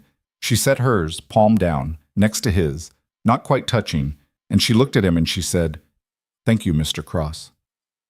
"For what?" "For letting me do this." She stood up. Wainwright stood up. Ivy stood up. Damien stood up last. They walked out of the office, through the shop, out into the parking lot where the late afternoon sun had broken through the gray and was lying flat and orange across the asphalt. And Catherine Voss got into her Lexus with her attorney, and she rolled down the window and she said, "Good luck, Damien." "You too, Catherine." She drove away. Ivy and Damien stood in the parking lot for a long time after the Lexus was gone, watching the place where it had been. "You did it," Ivy said quietly. "I signed a piece of paper." "You did it!" Damien didn't answer. He didn't have to. That night, after he picked up Rosie from Marcy's and brought her home, after he made her mac and cheese because it was Saturday, and Saturday was mac and cheese, after he plaited her hair for bed, badly, and she didn't complain, after she handed Mr. Pickle back to him so he could take it to Miss Ivy tomorrow because Miss Ivy had only borrowed him, Damien sat at the kitchen table with a glass of water and the 6 notebooks stacked in front of him, and a new one, a blank one, that Ivy had slipped into his hand on her way out. He opened the new one. He wrote the date at the top of the first page. Then he wrote one sentence, Day 1. He closed the notebook. He put it on top of the other 6. He turned off the kitchen light, and in the dark, through the window over the sink, he could see the garage across the alley, the small yellow square of the work lamp still on inside, because he had forgotten to turn it off. He went out, crossed the alley, opened the side bay, turned off the lamp, stood there for a second in the dark. Then he went home to his daughter. The next 11 weeks happened faster than any 11 weeks Damien had lived through since the year Mara died. And in a way, they felt like the exact opposite of that year. Because that year had been a long, narrow tunnel, and this one was a field with too many doors. Wainwright made his 3 phone calls from the garage parking lot on Saturday evening, and by Tuesday, the counter notice was filed in every jurisdiction Voss had tried to poison. By Thursday, the trade press picked up the dispute, and by Friday the phrase Oregon Mechanic had appeared in 2 industry newsletters, one of them accompanied by a grainy photo of Damien's storefront that someone had clearly taken from a passing car. Rosie found the article on her iPad, because she was 7.5, and Rosie could find anything on an iPad, and she brought it into the kitchen while Damien was frying eggs. "Dad? Yeah. You're in the news. I heard. They spelled Riverside wrong." "Did they?" "They put an extra E." "I'll write a strongly worded letter." Rosie studied the article for another second, and then she said very seriously, "They used a bad picture." "Rose, I'm just saying, you have better ones. I could send them one of us at the lake." "You're not sending them anything." "I know I'm not. I'm just saying I could." She went back to her cereal. Damien looked at his daughter, at the top of her head, at the crooked part where he'd failed to get the comb all the way through that morning, and he thought about how there had been a week in November 4 years ago when he had not known how he was going to keep this child alive. Not emotionally, not logistically, not at all. And now that same child was in his kitchen offering communications advice, and he did not know what to do with the gratitude that was crowding the inside of his throat, so he didn't do anything with it. He turned the eggs instead. Ivy stayed. She had not meant to. She had planned originally to file her story and drive back to wherever she lived, which turned out to be a rented 1-bedroom in Brooklyn that she had not been in for more than 2 weeks at a stretch in 3 years. But the week after Catherine Voss drove away in her Lexus, Ivy walked into the garage on a Tuesday morning carrying a duffel bag and said, without preamble, "I found a place." Damien looked up from the Civic he was working on. A place. A studio apartment above the hardware store. Month to month. The landlord is the guy who owns the feed store, which is weird, but he says he won't raise the rent for at least a year. I'm taking it. Damien set down the wrench. Ivy, I'm not doing it for the film. The film is on hold. Catherine's attorney said anything I shoot right now can and will be weaponized in court. So the film is on hold. I'm doing it because you can't do this alone, and your daughter can't do this alone. And I can write from anywhere. And I would rather write from above a hardware store in Oregon than from a shoebox in Brooklyn, where the only living thing is a fern I've been killing for 2 years. Damien wiped his hands. He was quiet for a while. What about your life? He said. This is my life now. For how long? Damien, I don't know. I'm 31 years old. I have made exactly one decision in my life that wasn't about my career, and I made it an hour ago when I signed the lease. I don't have an answer for how long. I have an answer for right now. He nodded slowly. The hardware store guy, he said. That's Ed Bellamy. Tell him I said to check his roof. There was a leak in April. I'll tell him. She turned to go, and then she stopped. And without turning around, she said, Rosie asked me yesterday if I was going to be around for her birthday. When's her birthday? July. Damien counted. It was May. July was 2 months away. What did you tell her? I told her yes. He didn't answer. He couldn't answer because his throat had closed up in a way he wasn't going to explain. So he just picked up the wrench again and went back to the Civic, and Ivy walked out into the morning sun, and the whole thing was handled. The work itself, the real work, was another country. Wainwright sent over a non-disclosure agreement on a Monday, and by the following Monday, Damien had signed paperwork with a small engineering consultancy out of Portland that Catherine's attorney had vetted for 6 straight days before clearing them. 2 engineers drove down from Portland and sat in the garage office for 9 hours, going through the notebooks page by page, and at the end of the 9 hours, the older of the 2, a woman in her 50s named Priya Ramesh, sat back and looked at Damien and said, Mr. Cross, where did you study? Michigan, undergrad. I didn't finish the master's. Where did you do the master's work? I didn't. Yes, you did. This isn't undergrad math. I did it on my own. I was reading papers. I never formally enrolled. Priya stared at him for a long moment, and then she looked at her colleague, and her colleague looked back at her, and something passed between them that Damien did not catch, but that made Priya shake her head slowly, once, in a way that was almost a laugh. Mr. Cross, she said, you're going to have a complicated life for the next several years. I want you to understand that now, at the beginning, so you can prepare yourself. The work in these notebooks is significant. It is going to attract significant attention. You are not going to be a mechanic in Riverside, Oregon in 2 years. I am telling you this so you can grieve that life now, before it is gone. Damien stared at her. I like being a mechanic in Riverside, Oregon. I know. That is why I am telling you. She stood up. She held out her hand. Damien shook it. We'll have the independent verification ready by end of June. I'll call you Thursday. She left. Damien sat in the office for a long time. Then he got up and went out into the shop and rotated the tires on a schoolteacher's Kia, because he had promised the schoolteacher he would have it done by 5, and he was not going to let a thing Priya Ramesh said to him stop him from keeping his word. He told Rosie that night. He told her while they were eating tacos, which was Tuesday food, and he told her carefully because he was trying to give her the truth without loading her down with it, and it turned out he didn't have to try that hard, because Rosie was 7.5 and Rosie already knew. So you're going to be famous. No, Rose, you're going to be kind of famous. Maybe. Small famous, not the good kind. There's a good kind. There's a less bad kind. She chewed on a taco shell. Will we move? I don't know yet. I don't want to move. Then we won't move. Dad. Rosie. Don't lie to me about it.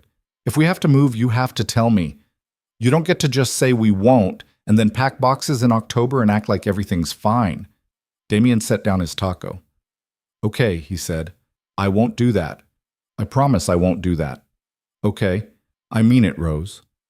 I heard you. She went back to eating. Damien watched her, and he thought about the 12-year-old girl in Seattle he had never met, Catherine's daughter Emma, and he wondered if she had learned to talk to her mother the way Rosie talked to him, without soft edges.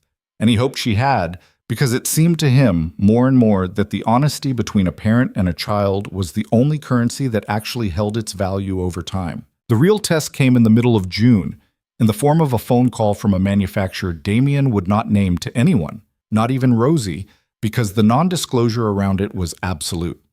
The company flew Wainwright and Damien out for a meeting. They wanted to license the whole stack. They offered a number that was larger than any number Damien had ever looked at in his own name, and they wanted an exclusive, and they wanted it fast, and they wanted Damien himself to stay on for 3 years as a consultant in a facility outside Detroit. Damien listened. He asked a few questions. When they got to the end of the presentation, he looked across the long mahogany table at the 3 executives in the room and he said, "I'm going to pass." The room got very quiet.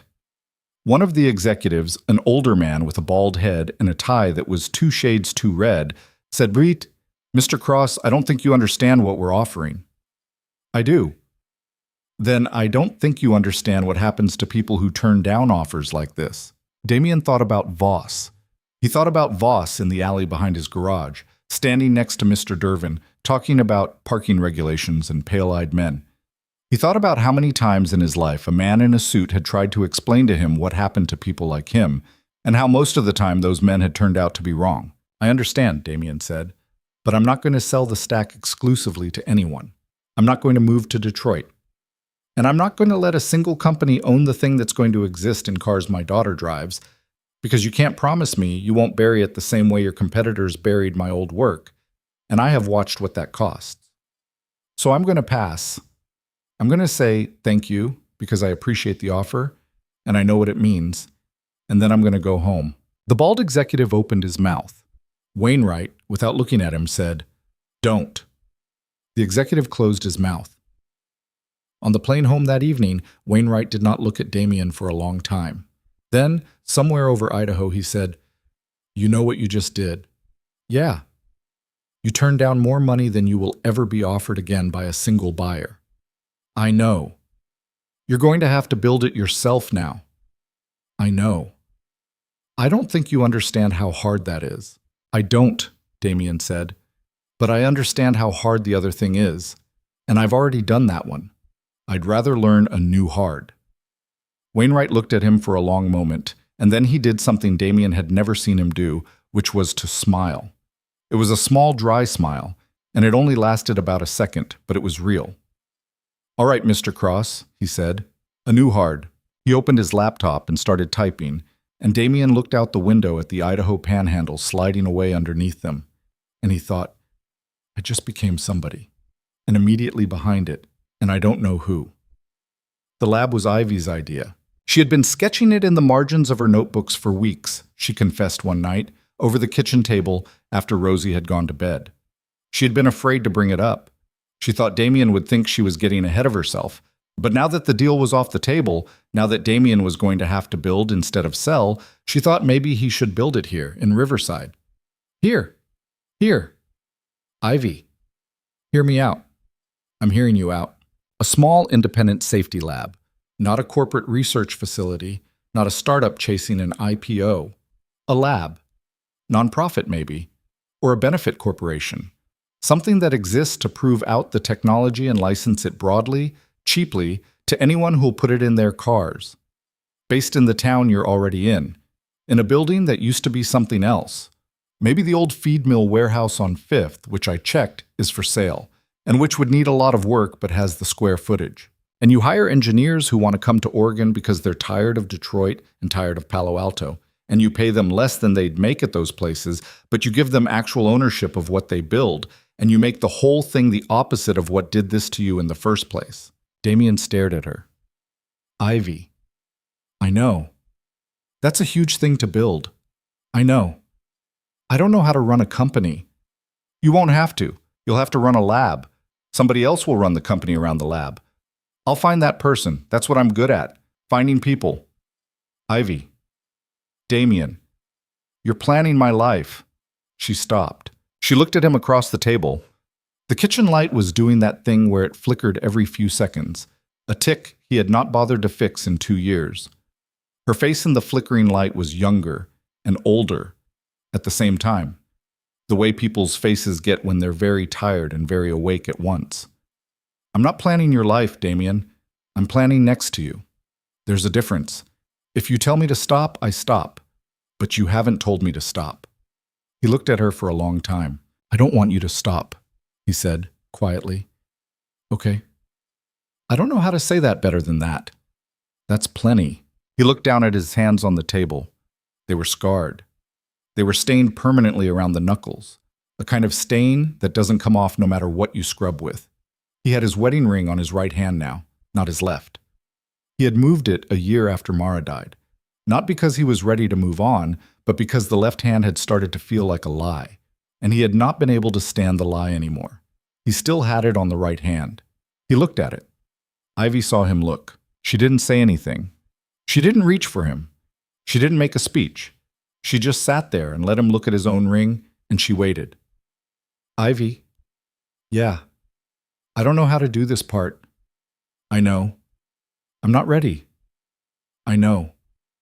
I just don't want you to go. Ivy was quiet for a long time. When she spoke, her voice was low and very steady. Damien, I'm not asking you to take that off. I'm not asking you to be ready. I'm asking you to let me stay near you and near Rosie while we build something. Whatever happens with the ring and whatever happens with the other thing, that's a question for later. I have no deadline. I'm not on a clock. I came to Riverside because a woman in Seattle pointed me at you, and I stayed because of the two of you, and I'm not going anywhere whether you ever take the ring off or not. Do you understand? He nodded. He couldn't speak. Okay, she said. Then let's build a lab. They bought the feed mill warehouse in August. It was a wreck. The roof had 3 separate leaks. The loading dock had partially collapsed. There were pigeons in the rafters, an entire pigeon civilization, complete with factions. Damien walked through it the morning of the closing with Rosie on his hip, who was too big to be on his hip but who had insisted, and Rosie looked up at the ruined ceiling and said, with absolute confidence, "This is perfect, Dad. Rose, it has pigeons.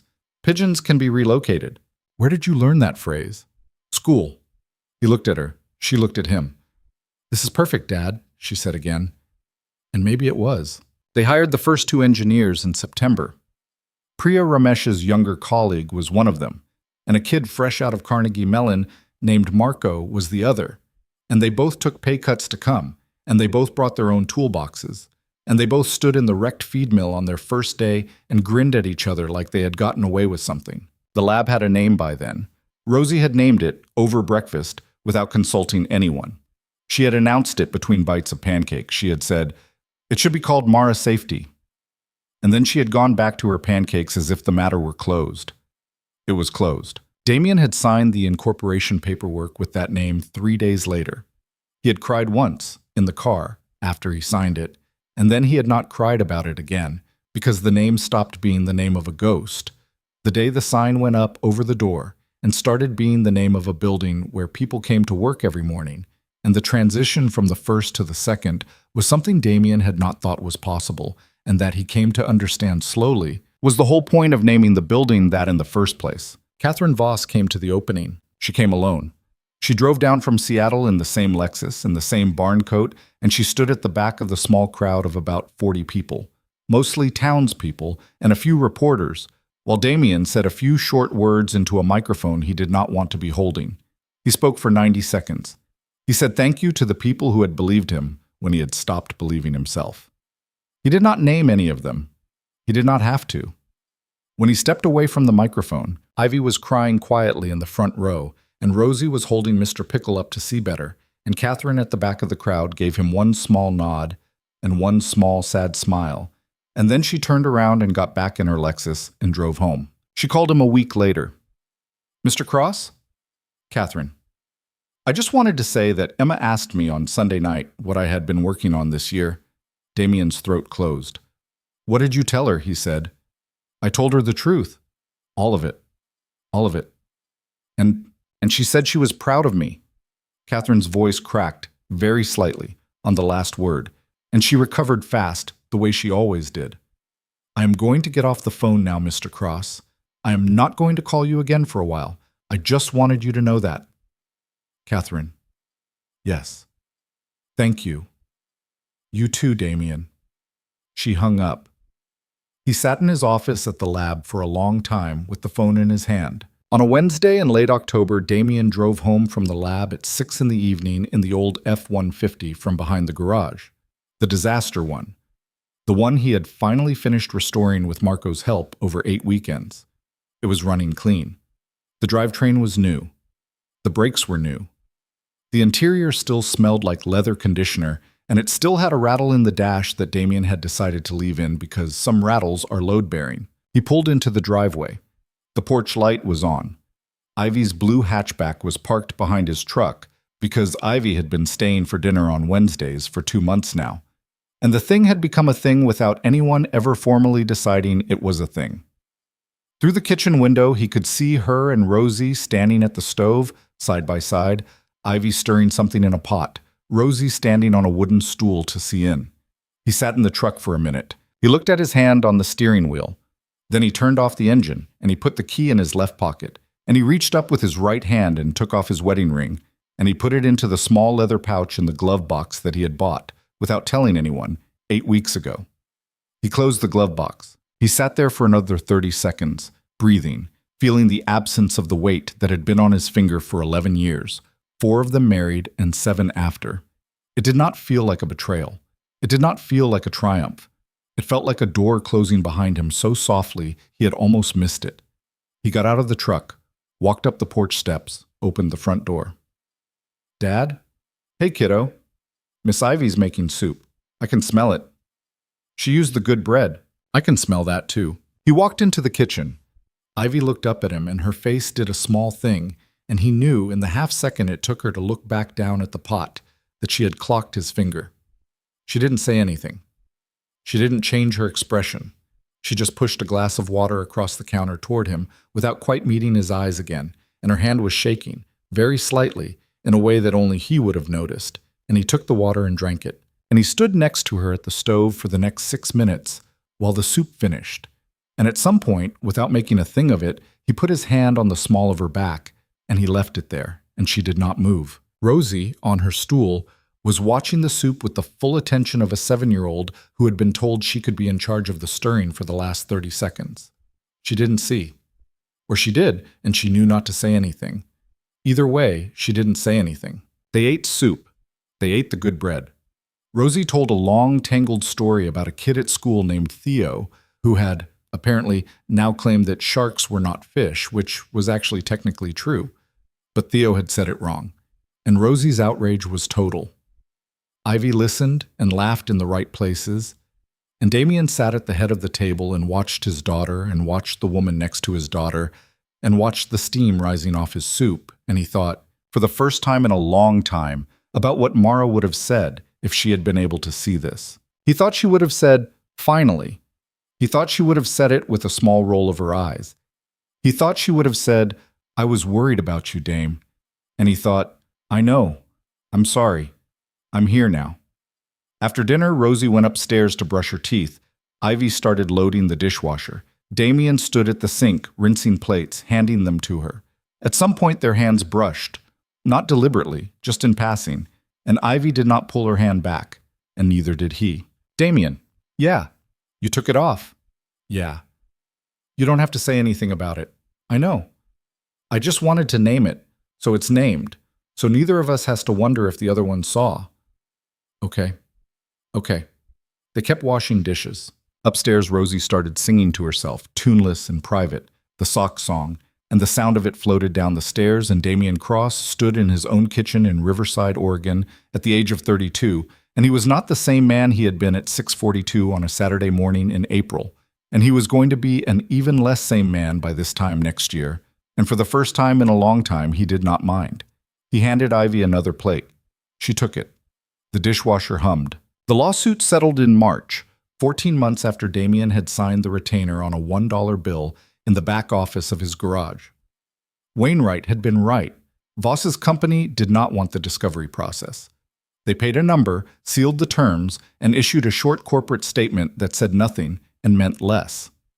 Brennan Voss himself was quietly removed from the board of directors 6 weeks later, in a reorganization that was announced with the kind of bloodless language reserved for these things. Damien did not celebrate. He read the announcement on his phone while he was standing in line at the grocery store with a gallon of milk and a bag of apples, and he put the phone in his pocket, and he paid for the milk and the apples, and he drove home. Mara Safety opened its second building 8 months after that, a clean, low structure next to the old feed mill, with 23 engineers working in it and 4 more on the way. The first vehicles carrying the licensed system came off the line in the summer. By winter, a regulatory agency Damien had never heard of had cited preliminary data suggesting that the system was correlated with a measurable drop in nighttime collision fatalities in the markets where it had been deployed. The number they used in the report was cautious. The number Damien wrote down in his notebook that night, after Rosie was asleep, was not cautious. He wrote it down and he looked at it for a long time, and then he closed the notebook. He did not build a shrine to the number. He put the notebook on the shelf with the other 7, because there were 7 now, and he went to bed. Ivy's film came out in the fall. She had started shooting again the week after the settlement, with Damien's quiet permission, and she had cut it herself over 4 months in a small editing room above the hardware store. It was not the film she had come to Riverside to make. The film she had come to make was about an overlooked inventor. The film she ended up making was about a man, a daughter, a woman in Seattle who had said enough, and a small town that had turned out to be the right place for a person to become himself again. It played at 2 festivals. It won one of them.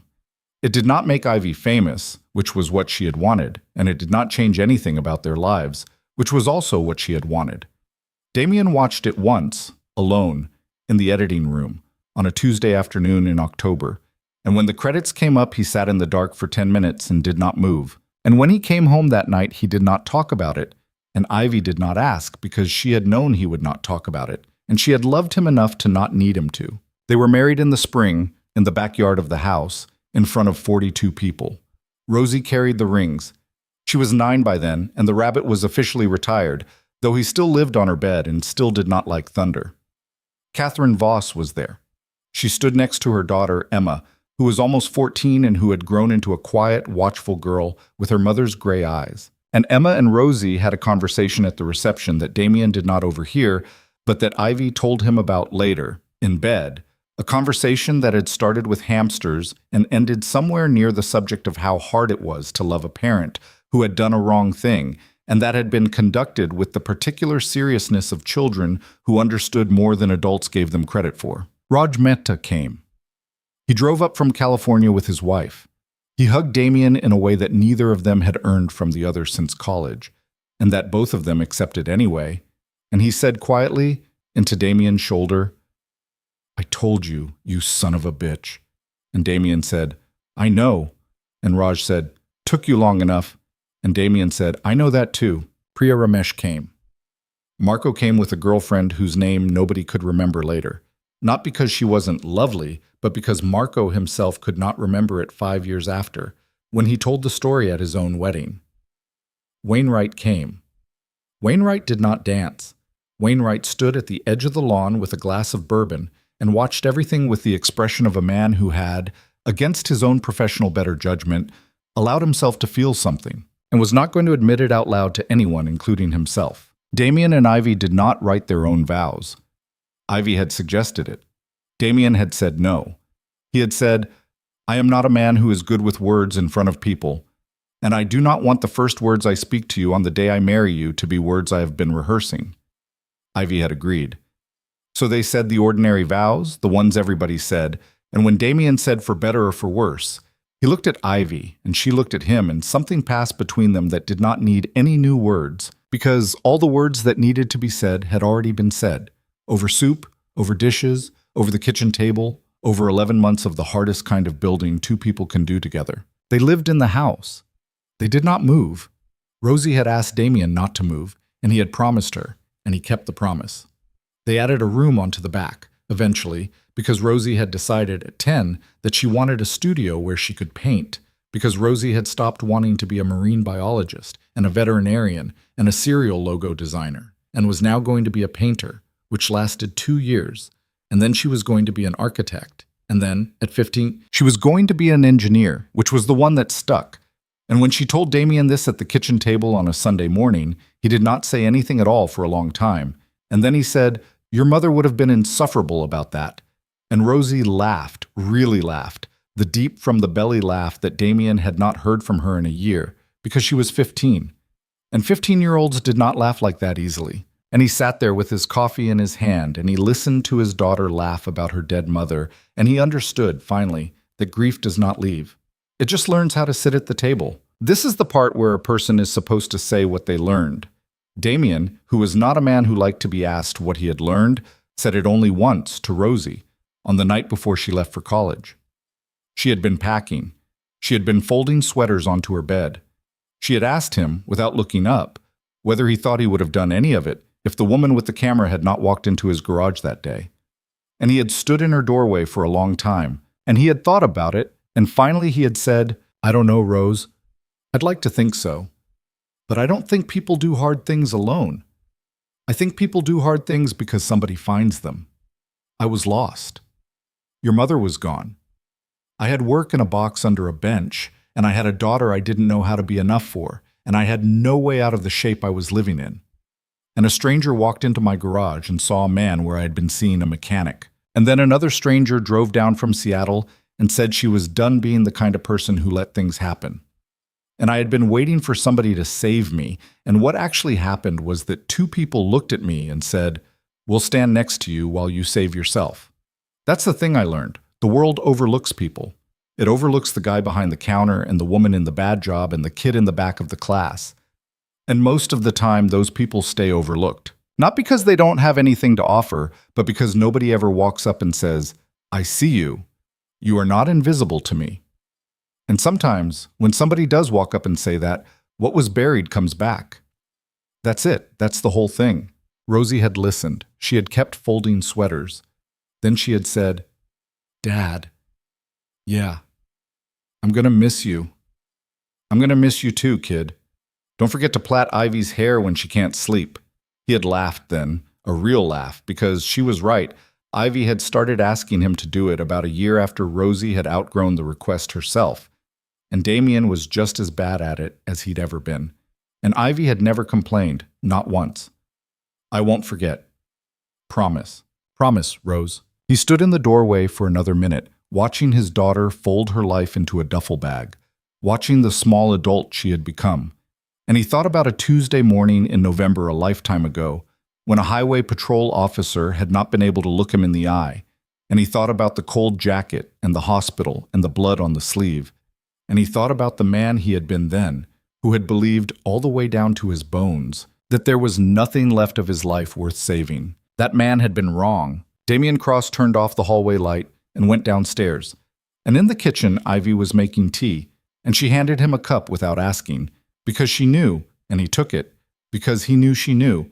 And the two of them stood at the window and looked out at the small backyard in Riverside, Oregon, where the porch light was on and the moths were doing their slow constellations, and somewhere above them a girl who had survived her own small life was singing to herself, tuneless and private, the way she had been singing since she was small enough to be carried out of a hospital in a jacket that wasn't her father's. He drank his tea. He was home.